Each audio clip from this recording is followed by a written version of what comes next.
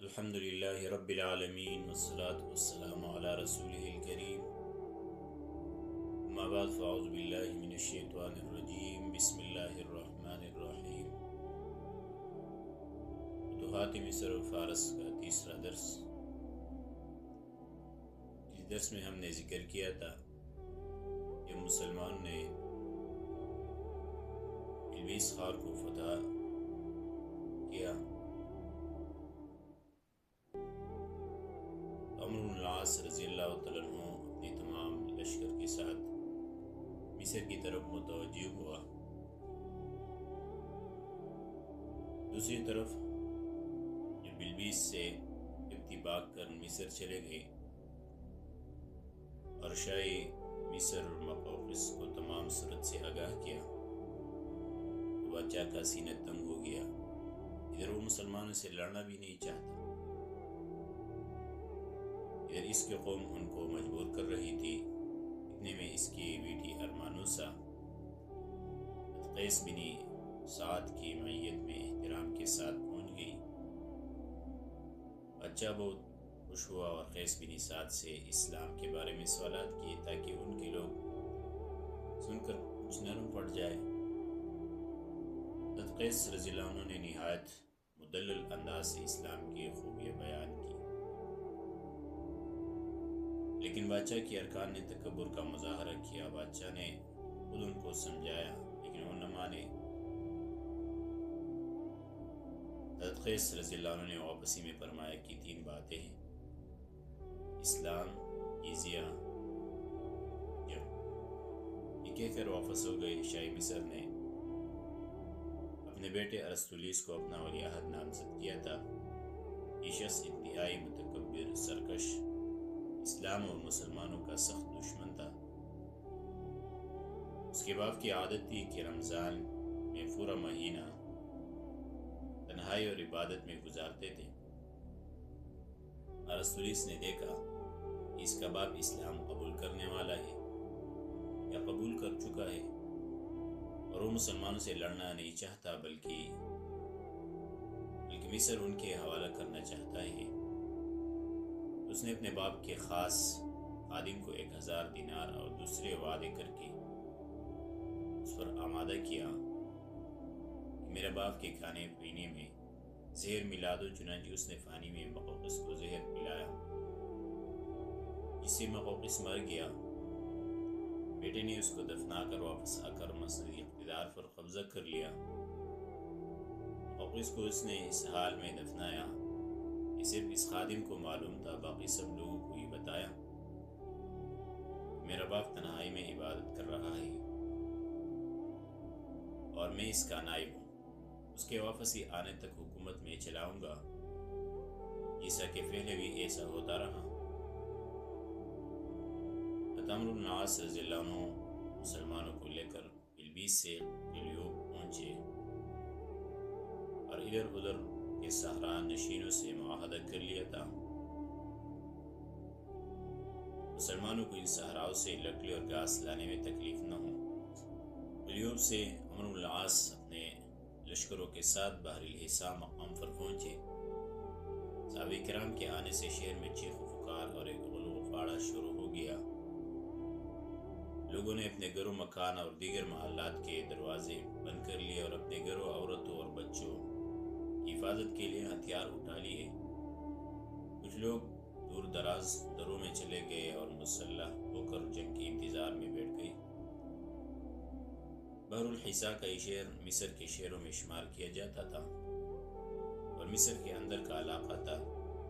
حضرت عمرو بن العاص رضی اللہ عنہ نے اپنے غلام وردان کو بطور قاصد شاہی مصر کی طرف روانہ کرنا چاہا۔ یہ شخص تبتی زبان بھی جانتا تھا۔ یہ تیاری ہو رہی تھی کہ اچانک ارسطولیس کا قاصد آ گیا اور کہنے لگا، اے عربوں، بادشاہ کے ولی عہد نے مجھے بھیجا ہے تاکہ تم میں سے کوئی شخص مذاکرات کے لیے ان کے پاس جائے۔ ہو سکتا ہے کہ بغیر لڑائی معاملہ طے ہو جائے۔ عمرو بن العاص رضی اللہ عنہ نے یزید بن ابی سفیان اور دیگر اکابر صحابہ سے فرمایا کہ مجھے بادشاہوں کے ساتھ مذاکرات کا تجربہ ہے۔ یہ چاہتا ہو کہ خود اس مہم پر جاؤ۔ شرحبیل بن حسنہ اور دیگر صحابہ نے اس رائے کو پسند کر لیا اور حضرت عمرو بن العاص رضی اللہ تعالیٰ عنہ نے نئے لباس سے تن کیا اور اپنے غلام وردان کے ساتھ اپنے عمدہ گھوڑے پر سوار ہو کر ارسطلس کی طرف روانہ ہوئے۔ راستے میں آٹ باٹ کے محلات اور قسم قسم کے چاق و چوبند فوجی دستوں سے گزر کر گلشنی محمدی کئی بلبل قصر شاہی شماف پہنچ گیا۔ ارسطلس کو اطلاع دی گئی کہ قاصد کے ساتھ ایک عربی مذاکرات کے لیے آ گیا ہے اور ایک ان کا غلام بھی ہے، چنانچہ آپ کو اندر جانے کی اجازت دی گئی، لیکن یہ شرط لگائی کہ تلوار باہر رکھے اور گھوڑے سے اترے۔ حضرت عمرو بن العاص رضی اللہ عنہ فرمائے میں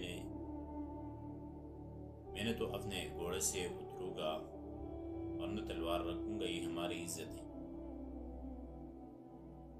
اگر مجھے اس طرح اجازت دے تو میں داخل ہوتا ہوں، ورنہ واپس جاؤں گا، پھر جنگ ہوگی۔ یہ صحابہ کی بہادری تھی۔ آپ نے مجھے بلایا ہے، میں خود نہیں آیا ہوں۔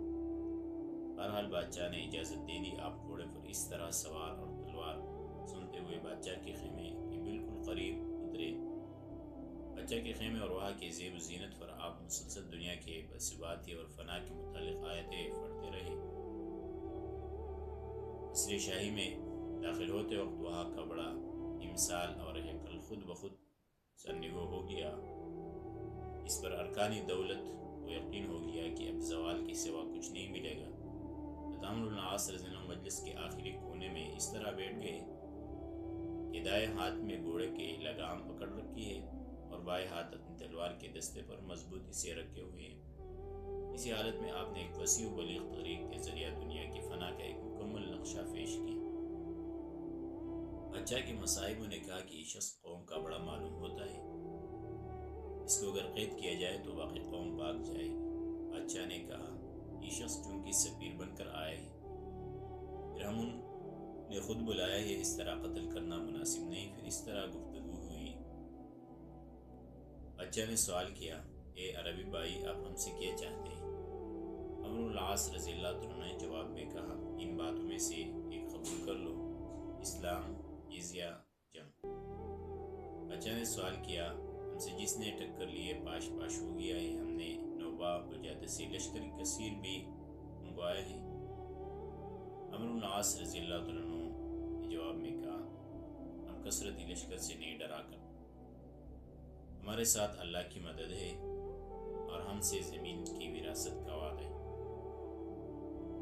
بادشاہ نے سوال کیا، کیا مسلمانوں میں آپ سے بڑھ کر فصیح اور زیادہ بہادر بھی کوئی ہے؟ عمرو بن العاص رضی اللہ عنہ نے کہا، میں تو اپنے ساتھیوں کے سامنے گونگا ہوں اور آپ اگر ان کو دیکھ لیں گے تو مجھے بھول جائے گی۔ بادشاہ نے سوال کیا، یہ تو محال ہے کہ آپ سے بڑھ کر کوئی فصیح و بلیغ ہو۔ عمرو بن العاص نے کہا، اگر بادشاہ چاہے تو میں ان میں سے کوئی 10 کو بلا لاؤں۔ بادشاہ نے کہا، بہت اچھا، آپ ان کو لے آئے، پھر ہم سب کو عطایا سے نوازیں گے۔ وہاں سے عمرو بن العاص رضی اللہ عنہ اپنے غلام کے ساتھ واپس آ گئے اور بادشاہ نے کہا کہ جب یہ 10 آدمیوں کو لے کر آئے گا تو ہم ان سب کو پکڑ کر قتل کر دیں گے۔ عمرو بن العاص رضی اللہ عنہ کا غلام وردان نام تھا، کیونکہ وہ قبطی زبان جانتا تھا۔ انہوں نے یہ بات سن لی اور اپنے آقا کو اس سے آگاہ کر دیا۔ صحابہ کرام نے جب دیکھا عمرو بن العاص واپس آ گئے تو بہت خوش ہوئے۔ حضرت عمرو بن العاص رضی اللہ عنہ جب قسم اٹھاتے تھے تو فرماتے تھے، لا والذی نجانی من القبط، اس رب کی قسم جس نے مجھے قبطیوں سے بچایا۔ فجر کی نماز ہوئی۔ حضرت عمرو جنگ کے لیے صحابہ کرام کو تیار کر ہی رہے تھے کہ اتنے میں ارسطلس کا قاصد پھر آ گیا اور کہا کہ 10 آدمی مذاکرات کے لیے کیوں نہیں آئے؟ حضرت عمرو بن العاص رضی اللہ عنہ نے اس وقت سے کہا کہ اے غدار، تم ہم سے دھوکہ کرنا چاہتے ہو، ادھر سے مذاکرات کے بہانے سے لے کر جہاں وہاں جا کر قتل کر دو گے۔ ہم نے تمہاری گفتگو سن لی ہے، اگر قاصدوں کو اس طرح قتل کرنا ہو تو ابھی تمہیں کون بچا سکتا ہے؟ جاؤ اور بادشاہ سے کہو کہ اب صرف لڑائی ہوگی۔ قاصد نے جا کر ارسطولیس کو سارا قصہ سنا دیا۔ اس نے کہا اس ہیلے سے تو یہ لوگ بچ گئے، اب ایک اور ہیلا کرتا ہوں، اور وہ اس طرح کہ مجھے معلوم ہے کہ یہ لوگ جمعہ کے دن نماز اکٹھی پڑھتے ہیں۔ یہ لوگ نماز میں مشغول ہو گئے اور ہم اچانک ان پر حملہ کر دیں گے۔ اب قصہ اس طرح ہوا کہ عمرو بن العاص رضی اللہ عنہ نے یوحنا کو اطراف کے علاقوں میں ان کے لشکر کے ساتھ گھاس اور لکڑی لانے کے لیے بھیجا۔ یوحنا کے ساتھ کافی لشکر تھا۔ یہ لوگ چلتے چلتے دور مقام بھی جرف تک جا نکلے۔ بادشاہ کو پتہ چلا تو فوراً 4000 لشکر کو اپنے چچا زاد بھائی ماسیوس کی سرگردگی میں لے کر حکم دیا کہ اس لشکر کو لے کر صحرا اور غاروں میں چھپ جاؤ، اور جب یہ لوگ جمعہ کی نماز میں کھڑے ہو جائے ان پر حملہ آور ہو جاؤ، لیکن خیال کرو راز پاش نہ ہو جائے۔ ماسیوس کی لشکر لے کر راتوں رات سوڈان کے صحراؤں سے گزر کر سلمانے کے قریب چھپ کر بیٹھ گیا اور وہاں کی کمینگاہوں کو اپنا قرارگاہ بنا لیا۔ جب عمرو بن العاص رضی اللہ عنہ نے جمعہ کا خطبہ پڑھا اور جماعت کھڑی ہو گئی تو آس پاس کہیں بھی دشمن کا فتح نہیں چل رہا تھا۔ مسلمان مطمئن تھے کیونکہ اس دوران ارسطولیس نے دھوکہ دہی کے اور مذاکرات کے لیے پھر قاصد بھیجا تھا۔ جب مسلمان ایک رکعت پڑھ کر سجدہ میں چلے گئے تو ایک دم کمینگاہ سے بھیڑیوں نے مسلمانوں پر حملہ کر دیا اور آخر صفوں کو تلوار سے کاٹنا شروع کیا۔ ایک صحابی فرماتے ہیں کہ دھوکہ دہی میں ہمیں سرزمین شام میں اتنا بڑا نقصان کبھی نہیں ہوا۔ یہ نقصان یہ ہوا ہم میں سے ایک شخص نے بھی نماز نہیں توڑی اور وہ ہمیں کاٹتے رہے۔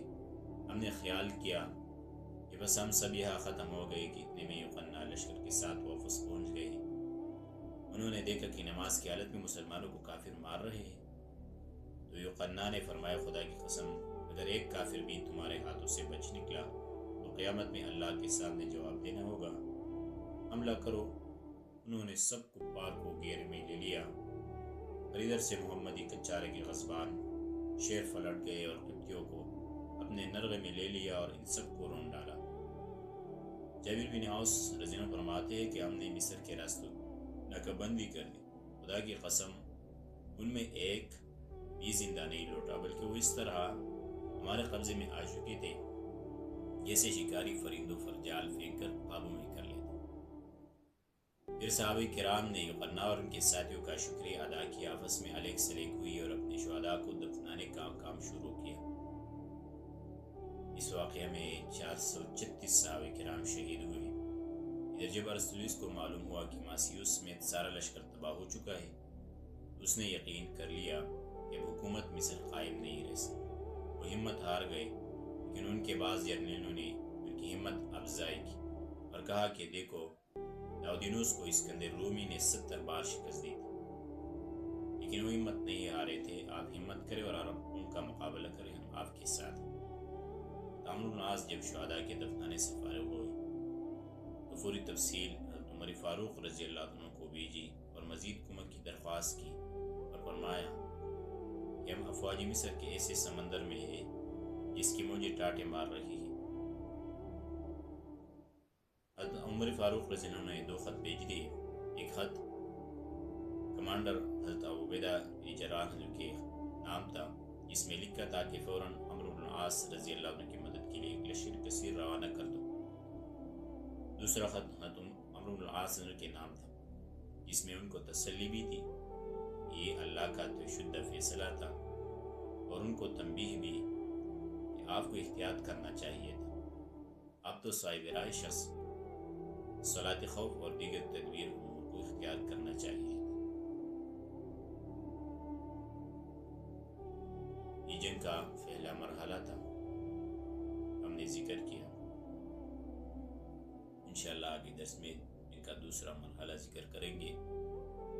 مسلمانوں کو نئی کمک آئے گی تو خالد بن ولید رضی